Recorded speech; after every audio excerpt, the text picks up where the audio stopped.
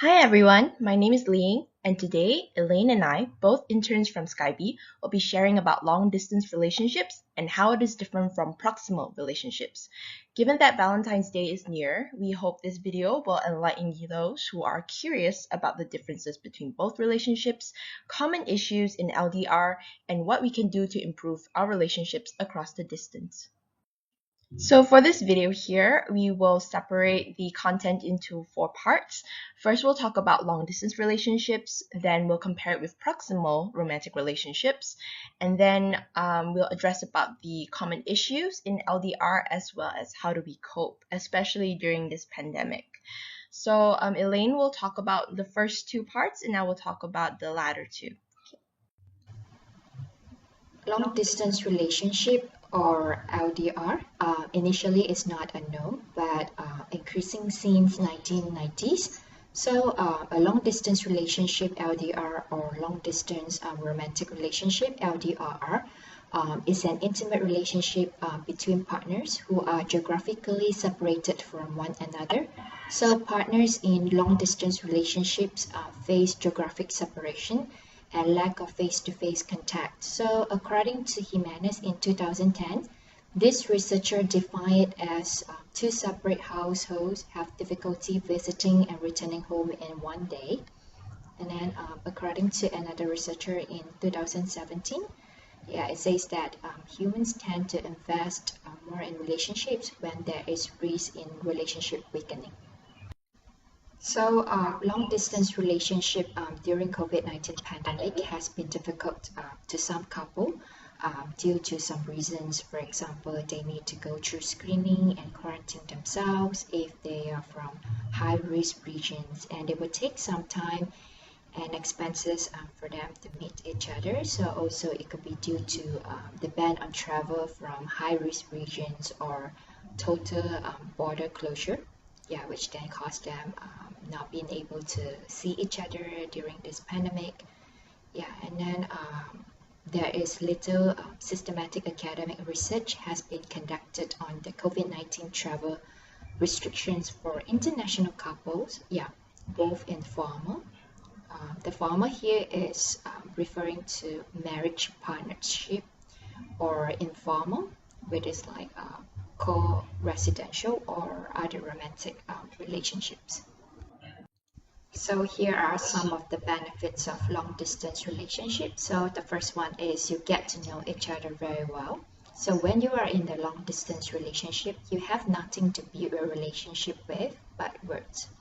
So recent research suggests that long distance couples talk less frequently than those who live in the same city, but that their interactions tend to be deeper and more meaningful. So talking at this deep level helps you as a couple to get to know each other very well. So in the process, you also develop communication skills and habits that will help your relationship in the long run. So the second one is you're less likely to confuse and lust with love. So attractions in a long distance relationship tends to be based primarily on the foundations of emotional intimacy and shared values rather than physical intimacy. So being attracted to someone mostly because of the conversations you have, it's not an absolute guarantee of long-term relationship success, but it certainly helps. And then the third one is you get to road test your trust. So when you're far away from someone you love, it can be difficult to keep your imagination in check. When your partner is out without you and having fun, it can be easy to second guess them and let jealousy control your mind. So being in a long distance relationship forces you to recognize and confront some of these types of insecurities. So it lets you practice trusting and being trustworthy. Okay. And number 4 is you learn to communicate and resolve conflict well. So in a long distance relationship, you have nothing to do most of the time except talk to each other. In the process, you learn to connect deeply and communicate well. So no matter how good you are at communicating, however, you and your partner will experience misunderstandings, hurt feelings, and conflict at some point. Okay. And And then the other benefit is you really appreciate the time that you do spend together. So seeing each other less frequently helps you fully appreciate the time that you do spend with each other. You learn to treasure the time together regardless of whether you're doing something boring like grocery shopping or what. Yeah, so since feeling grateful is it's a way to increase your happiness. So this sort of appreciations both feels good in a moment and also provides a long-lasting mood boost. Yeah, and then it also another benefit is you make more memorable moments. So when you are in a long-distance relationship, you put more effort into making your time together special, right? So so yeah, you create the moments that carry particular power to shape your memories and flavor your personal story. Okay, so this kind of vivid memories become important and positive touchstones in your relationship. And another benefit is you practice being patient. So we live in a world where many things come fast and easy. So we can send a text or an email, to get a reply almost instantly. So we can grocery shop online and have it delivered, right? But, however, when it comes to good relationships, it requires patience. Yeah. Okay, so long distance relationships seem to custom design to teach patience. Yeah, and patience is a powerful life skill. Yeah, so because patience helps you tolerate minor frustrations without getting stressed. Yeah, it enables you to take a long view of situations and problems. Yeah, it stabilizes you in the face of life's challenges. So when you are being patient in your long distance relationship, you are not just nurturing love, but you are also developing your character. So another benefit is you have more time to pursue other passions and interests. So extra free time, can be a silver lining to living far apart from your loved one. Yeah. So you can actually use some of your extra time, to do things that are fun or fulfilling, like reading books, work out, or do something creative. You can spend time with your friends, you know. Investing in other passions and relationships isn't betraying your long distance lover. Yeah, it's making you a more well rounded, interesting, and happier person. And then another benefit is you develop independence. So when you are on your own most of the time, you must learn how to tackle most challenges that daily life can throw at you. For example, from getting your car serviced to making dinner or managing your finances. So when times feel tough, your partner can offer emotional support, but it won't be able to go to your side and fix things for you. Okay. And Okay, so another benefit is you cement your commitment. So many long-distance couples credit their time apart with helping them see just how much they really did want to be together. So persevering in the face of a distance help make them even more committed to the relationship. And after that, well, if your relationship can survive long distance, it can survive most other things as well. So hopefully, the personal strengths, trust, and communication skills that you develop during your time in a long distance relationship will serve you well as a couple for many years after you have closed the gap.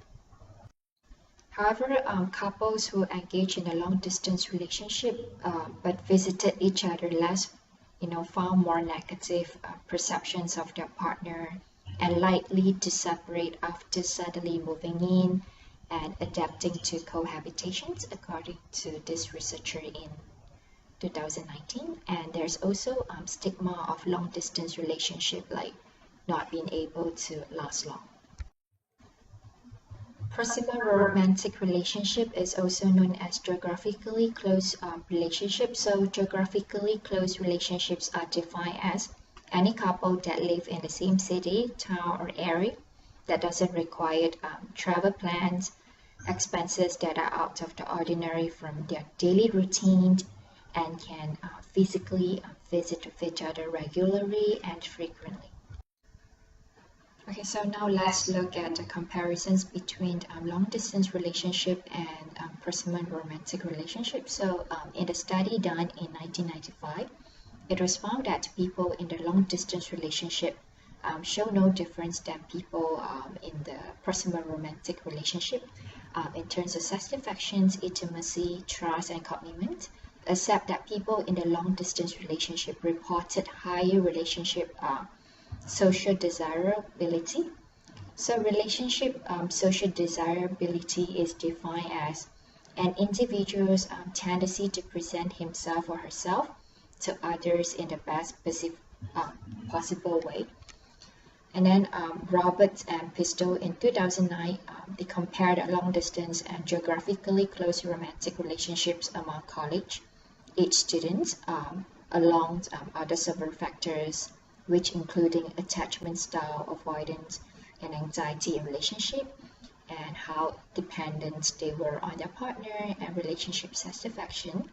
Yeah, they observed that there were no significant differences in relationship satisfactions between long distance and geographically close couples. However, there are studies on the opposite side of the spectrum where differences are found in different relationship types. For example, Stanford and Marora in 2007, they found that in some cases, LDR are surprisingly better than the proximal romantic relationship. Yeah. They study if romantic idealization is a key component to long distance relationships, and the result shows that for the variable of love, idealistic distortions, perceived agreements, and communications quality, yeah, the long distance relationship partners, they score significantly higher than couples in the proximal romantic relationships. And the research on the long distance relationships review that long distance relationship partners, they always report higher quality relationships than those in the geographically close relationships. Yeah, despite the long distance relationship partners, they have limited day-to-day face-to-face interaction. Yeah, so the results show that the longer partners in the long distance relationship, they wait to see each other. So the greater the communications and the admirations within the relationship. If problems in the relationships occurred, and options individuals may inevitably consider is ending the relationship, especially if a viable alternative is available. So according to these researchers, yeah, one purpose of this study was to study whether long-distance partners will perceive more alternatives available to them compared to the personal relationship partners. So from the study, it is found out that the long-distance partners, in the absence of the other member of the couple, will have more opportunities to engage in time spent with potential alternate mates, who inevitably may become the threats to the current relationship. So it is reasonable to suggest that partners in the long-distance relationships may also have different levels of satisfactions and investments than partners in the proximal romantic relationships due to the issues such as increased stress, logistics of travel, and so on. And then according to one study done by this researcher in 2018, yeah, they study a couple of married adults in long-distance relationships, and they took the measures on the marriage satisfactions, how they maintain their relationship, stress in the relationship. They hypothesized that people facing separations from their loved ones have added stressors such as increased money spent to visit the partner, as well as a specific costs including less social support for the partner and time, yeah, lost as a result of planning certain times to communicate. In McGuire and Keeney's study in 2010 among young adults in the long-distance relationships, the participants were first sorted into low and high distress groups and asked to select from a list of stressors which one affected their relationship the most. Yeah, they found out that being apart was the most frequently chosen stressor among all the participants in the long distance relationship. Well, it has also noted that the added stress of separation can decrease the relationship satisfaction. And then there are also findings that have been mixed on whether there are any differences in satisfactions between long distance and close relationships according to this researcher. So the older studies, they tend to find a difference in satisfaction, while now more modern studies observe there is no significant difference. So one explanation for these conflicting findings could be explained by increased internet usage to maintain relationships over distance. Yeah, as in technology improves through increasing internet speed, more options for video calls, and readily available smartphones, it could simply be easier to have fulfilling romances in the digital world.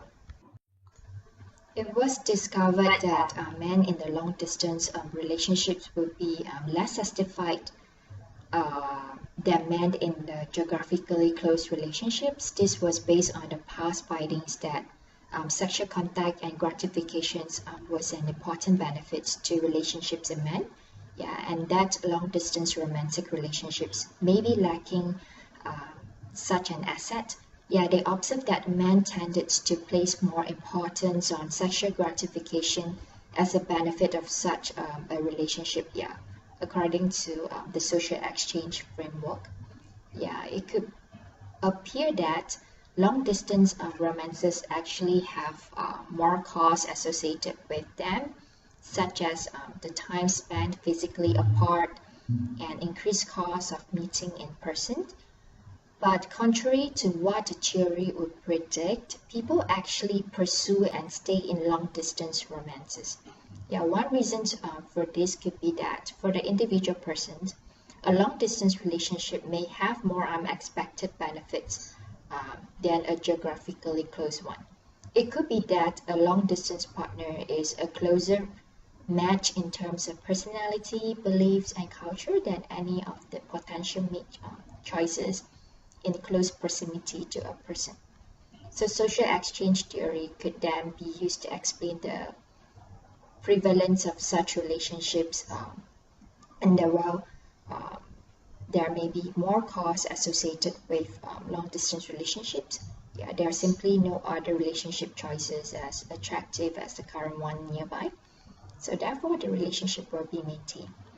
In a study done in India among 40 young adults around the age of 18 to 25 years old, and it was observed that the young adults in the long distance relationships, they would have higher levels of commitment with a means of 119.15 as compared to young adults involved in the proximally close relationship with a means of 98.95, while lower levels of trust was observed among young adults in long distance relationship with a means of 30.45 compared to young adults in the personal close relationship with a means of 38.35.